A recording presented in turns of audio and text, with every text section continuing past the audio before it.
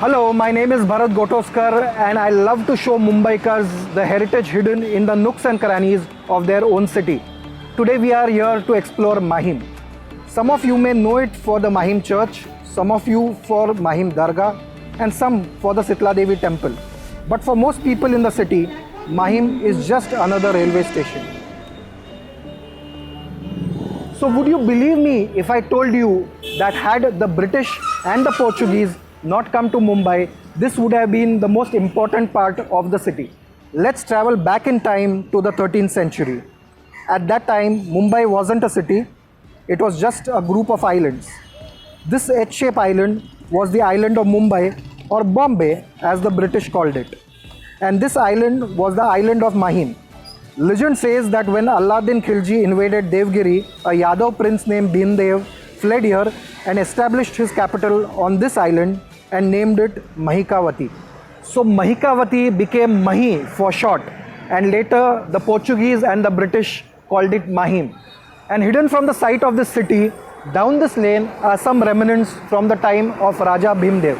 This historic spot, long abandoned and neglected, is finally getting its due, as the Maharashtra government and the BMC are working towards making it once again a spot of interest to both residents as well as tourists. And right besides me is the Mahim fort.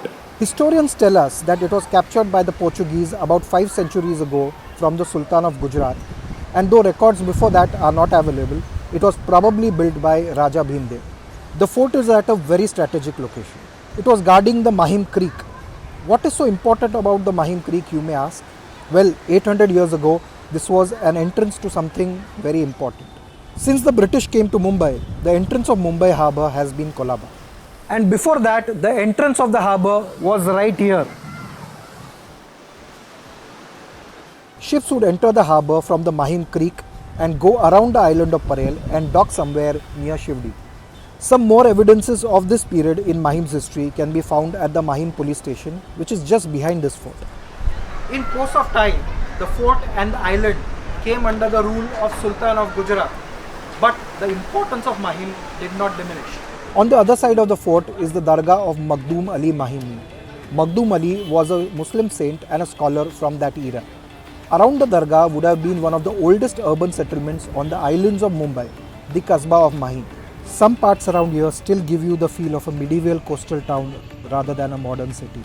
About 5 centuries ago, this very fort was attacked by the Portuguese, and finally the whole island was captured from the Sultan of Gujarat and established the first Catholic church on the islands of Mumbai, St. Michael Church.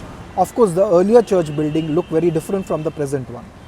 But from here on, Mahim started to decline.